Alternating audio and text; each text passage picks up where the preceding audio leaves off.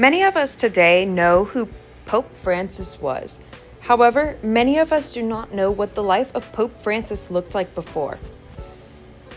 It all starts with the birth of Jorge Mario Bergoglio, who was born December 17, 1936. Bergoglio was born to immigrant parents and grew up in Argentina. He spent much of his life in Argentina, and approximately in his early 20s, Bergoglio joined the Jesuits, which is the Society of Jesus, part of Catholicism. This followed his studies and his beliefs of Catholicism. He later became a priest after obtaining his degree. However, at this point, he had not yet completed his Jesuit formation. And he does not complete it until in 1973 while he is studying in Spain. Following taking his final vows, he moved back to Argentina, where he became the superior of the Jesuit province in Argentina. A few years later, Bergoglio returns to Spain, where he becomes a professor at the Colegio of San Jose.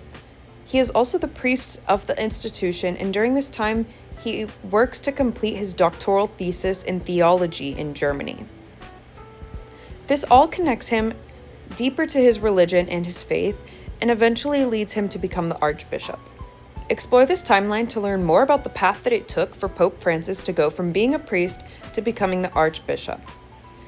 But in 1998, Bergoglio becomes the Archbishop of Argentina after several years of working through other bishop positions during this time.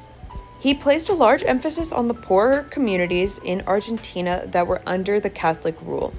He also chose to live a simpler life, taking public transportation and living in a simple apartment as opposed to the Archbishop's palace. This unique lifestyle is in part what got him recognized by Pope John Paul II, who named Bergoglio a cardinal in 2001. The importance of this is that for anyone to be elected as a pope, they must be a cardinal, and a cardinal can only be elected or named by a pope. And 12 years later, Bergoglio would become a pope. He would become Pope Francis I. He was the first to take the name Pope Francis and chose it based off two separate sectors of his life. The first was a saint who shared the same values of serving those in poverty, which we have seen through Bergoglio's actions previously in his life. And also after a founding member of the Jesuit Novitiates, which is what he followed when he first joined the church and began to follow the religion. This marks an important moment because in 2005, with the election of Pope Benedict, Pope Francis, then known as Bergoglio, is rumored to have come in second place with the cardinal votes.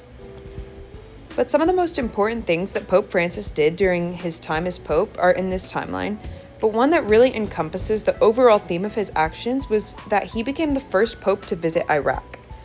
Francis was known to travel to other nations to try to promote Catholicism, and even if he wasn't promoting Catholicism, he was trying to find ways to promote peace across religions and different ideologies, not just within Catholicism. He did this in several ways. One was working with Orthodox Catholics who have historically not followed or been able to find peace with Roman Catholics, which is what Pope Francis has the power over. And he also became the first Pope to speak to Congress.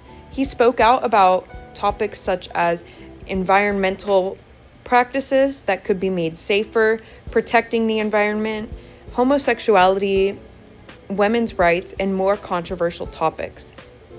Pope Francis did everything in his power to promote peace to all individuals and not just those who followed his own ideas or his own religion.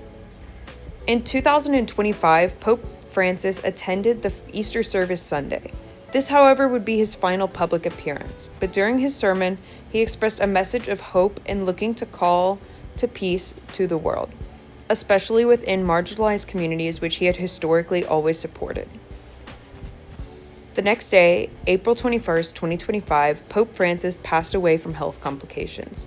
He was given a beautiful service and will be remembered for his message of universal love and also what he did for the church and realigning their views towards compassion and social justice. While Pope Francis may no longer walk this earth, his legacy will go on and he will be remembered as one of the popes who stayed true to not only his values of the world, but also the views of Catholicism in the world, and found a way to unite them to create a better vision for the church. Thank you. Thank you for watching our History in the Headlines episode. If you enjoyed this series, be sure to like this video and comment on what history you want us to dive into next. If you're interested in how we make our timelines, you should check out Cleovis. Follow us on all of our socials linked in the description.